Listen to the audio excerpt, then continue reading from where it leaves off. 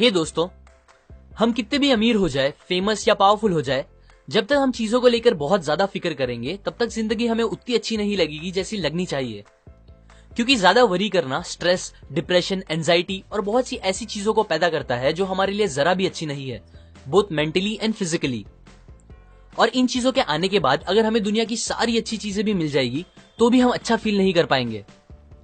Napoleon और Helen Keller इस बात को प्रूफ करने की परफेक्ट एग्जाम्पल है।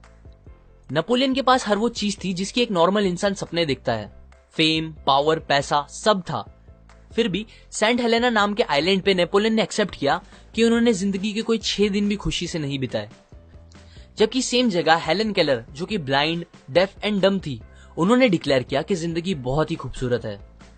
अब अगर हेलन केलर बिना वरी किए 78 इयर्स खुशी से जी सकती है अपनी इतनी सारी प्रॉब्लम्स के साथ, तो हम क्यों नहीं।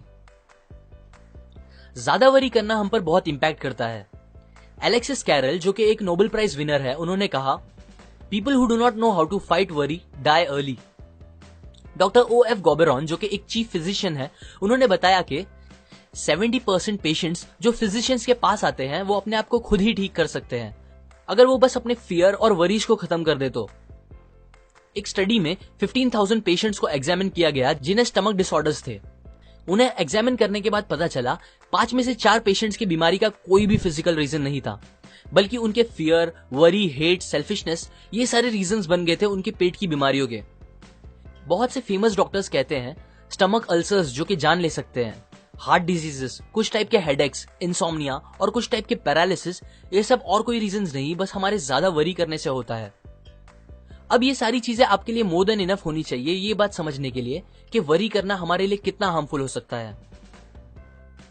अ magic formula for solving worry situations. Willis H Carrier एक इंजीनियर थे। उन्हें एक बार एक फैक्ट्री में गैस क्लीन करने वाले डिवाइसेस को इंस्टॉल करने का प्रोजेक्ट मिला, जिसके लिए कंपनी के मिलियंस ऑफ डॉलर्स लग गए थे। पर यह प्रोजेक्ट खत्म करने के बाद कैरियर को पता चला कि उनके इंस्टॉल किए गए डिवाइसेस कंपनी को किए गए गारंटीड वादे पूरे नहीं कर पा रहा है, जिसकी वजह से मिलियंस ऑफ डॉलर्स के लॉस की जिम्मेदारी पूरी कैरियर पे आ गई थी। वो अपने इस फेलियर से बहुत ही ज्यादा परेशान हो गए थे। वो इतना फिक्र करने लगे थे कि उन्हें नींद आना बंद हो गई थी। बट फिर उनकी कॉमन सेंस ने उन्हें याद दिलाया कि उनका फिक्र करना सिचुएशन को ठीक नहीं करेगा। सो उन्होंने एक टेक्निक निकाली अपनी इस वरी की प्रॉब्लम से डील करने के लिए, और ये टेक्निक इतनी असरदार निकली कि वो उसे आज भी यूज करते हैं मोर देन 30 इयर्स से। ये टेक्निक में 3 सिंपल स्टेप्स है जो आपको भी याद रखने हैं।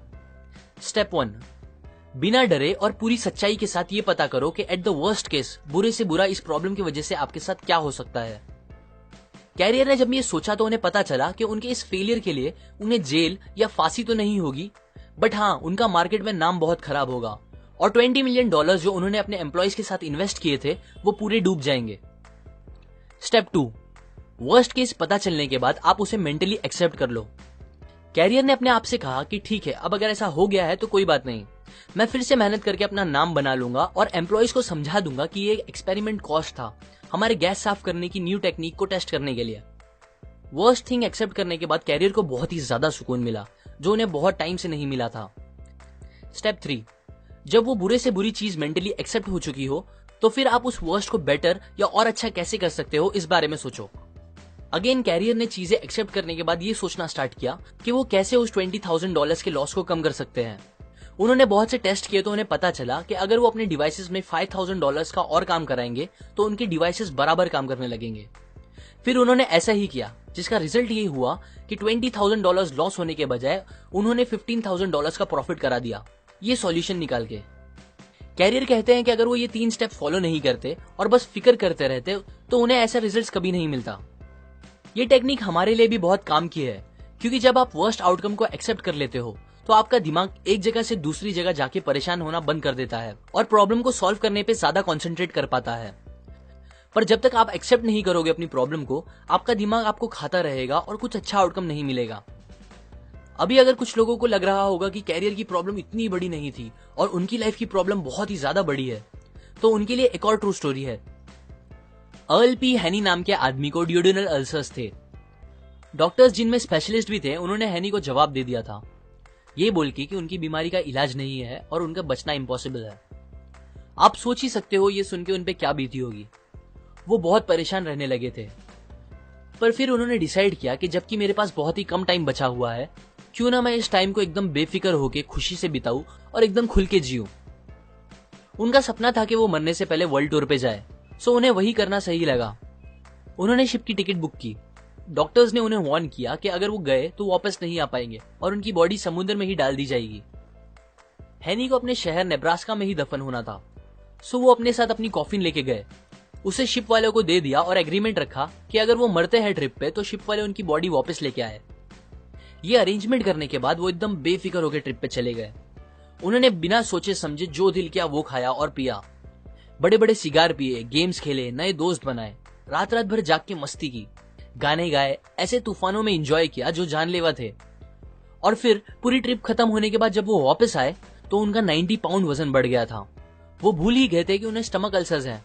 सरप्राइजिंगली वो एकदम ठीक हो गए थे और उसके बाद उन्होंने आगे एक हेल्दी लाइफ खुशी से गुजारी। यहाँ हैनी ने भी यही सेम टेक्निक यूज की थी जो कैरियर ने यूज की। उन्होंने अपनी प्रॉब्लम का वर्स्ट आउटकम पता कर लिया, फिर उसे एक्सेप्ट कर लिया और उसके बाद ट्रिप पे जाके अपनी सिचुएशन को थोड़ा बेटर करने की कोशिश की, वो भी बिना फिक्र किए। अब अगर वो ये पता चलने के बाद कि मैं मरने वाला हूं बस फिक्र करते रहते तो डॉक्टर्स की बात सच निकल जाती, पर उन्होंने अपनी फिक्र खत्म करके लाइफ का मजा लिया जिसने उनकी जान बचा ली। Count your blessings. मान लो कोई आदमी आके आपको 5 करोड़ रुपए दे और कहे मुझे अपने दोनों हाथ काट के बेच दो, तो क्या आप बेचोगे? अगर वो आपको 5 करोड़ और दे और बोले अपनी दोनों टांगे भी काट के दे दो, बहुत सारे और पैसे दे और बोले अपनी आंखें, कान, दूसरे बॉडी पार्ट्स भी दे दो, तो क्या आप दोगे? जहां तक मुझे लगता है होपफुली आप नहीं दोगे और ना ही मैं दूंगा। सो इससे हमें यह पता चलता है दैट हम ऑलरेडी कितने अमीर हैं। हम ऑलरेडी उन चीजों के मालिक हैं जिनकी वैल्यू हमारे लिए करोड़ों से भी ज्यादा है, जो कि है हमारी हेल्थ, हमारी बॉडी और हमारा टाइम। बट स्टिल सोचने की बात यह है कि हम कुछ लाखों रुपए की मटेरियलिस्टिक चीजों को ओन करने के लिए अपनी इन सबसे कीमती चीजों को हद से ज्यादा प्रेशर पे डालते हैं, पनिश करते हैं और उसे एकदम खराब कर देते हैं। मैं ये नहीं बोल रहा हूं आप सक्सेसफुल बनने के बारे में ना सोचो, पर इतना ध्यान दो कि आप सक्सेस पाने के चक्कर में अपनी हेल्थ और बॉडी को ना खराब कर लो, बिकॉज कितनी भी बड़ी सक्सेस क्यों ना मिल जाए, बिना हेल्थ के वो कोई काम की नहीं होगी। हमें उन चीजों के बारे में सोच के सैड नहीं होना चाहिए जो हमारे पास नहीं है, बल्कि वो सारी अच्छी चीजें जो हमारे पास ऑलरेडी है उसको सोच के अच्छा फील करना चाहिए। ये एक प्रिंसिपल है जिसने मेरी जिंदगी तो बहुत आसान कर दी है। मैं जब भी किसी चीज को लेके वरी करने लगता हूं तो ये सोचता हूं कि यही सेम टाइम कहीं दूर ऐसे भी लोग हैं जिनके सामने उनकी पूरी फैमिली को जान से मार दिया जा रहा होगा। ऐसे कितने सारे लोग भी हैं जो प्यासे होंगे और उनको पीने के लिए साफ पानी नहीं मिल रहा होगा। ऐसे कितने लोग भी हैं जो भूख से इतने तड़प रहे होंगे कि मिट्टी खा के अपना पेट भर रहे होंगे। और मैं यहाँ इतना सेल्फिश हूं जो अपनी छोटी मोटी प्रॉब्लम्स की फिक्र करके सैड बैठा हूं। हम सब अपनी प्रॉब्लम से परेशान होकर लाइफ को कोसते हैं, पर यकीन करो कोई इंसान जिसको पता होगा दैट उसकी लाइफ का आज आखिरी दिन है, अगर आप उससे कहोगे मेरी जिंदगी और उसकी सारी परेशानियां तू ले ले, तो वो खुशी खुशी आपकी सारी प्रॉब्लम्स ले लेगा और फिर भी दुनिया का सबसे खुश इंसान होगा। अगर आपको एंजाइटी, स्ट्रेस, डिप्रेशन या वरीज से दूर रहना है तो एक हैबिट बना लो और कम से कम दिन में एक बार अपनी लाइफ की सारी अच्छी चीजों को गिनने की कोशिश करो और उसके लिए ऊपर वाले का शुक्र करो। जब आप ऐसा करोगे तो आपको पता चलेगा आप अपनी सोच से कितने ज्यादा अमीर हो। Don't allow yourself to get upset on small things. Robert More ने यह बात तब सीखी जब वो 276 फीट पानी के नीचे एक सबमरीन में फंसे हुए थे। वॉर का टाइम था, उनपे जापानीज माइन लेयर अटैक कर रही थी जो उनकी कभी भी जान ले सकती थी। तब मौत को एकदम पास देखकर वो सोचने लगे कि कैसे वो पहले छोटी छोटी बातों पे फिक्र किया करते थे जब वो पहले बैंक में काम करते थे। उनकी लंबी ड्यूटी, कम सैलरी, खुद का घर ना होना, एक खुद की कार ना खरीद पाना, ये सब तब उन्हें जिंदगी की सबसे बड़ी प्रॉब्लम लगती थी। पर अब जब वो मरने वाले थे उन्हें समझ आया कि वो सब फिक्र कितनी बेतुकी थी और तभी उन्होंने अपने आप से प्रॉमिस किया कि अब अगर वो जिंदा बच गए तो वो कभी इतना वरी नहीं करेंगे, किसी भी बात को लेकर कभी भी नहीं। उन्हें वो चांस मिल गया और वो वहां से बच निकले और फिर उसके बाद उन्होंने कभी भी अपना खुद का किया गया फिक्र ना करने का वादा नहीं तोड़ा।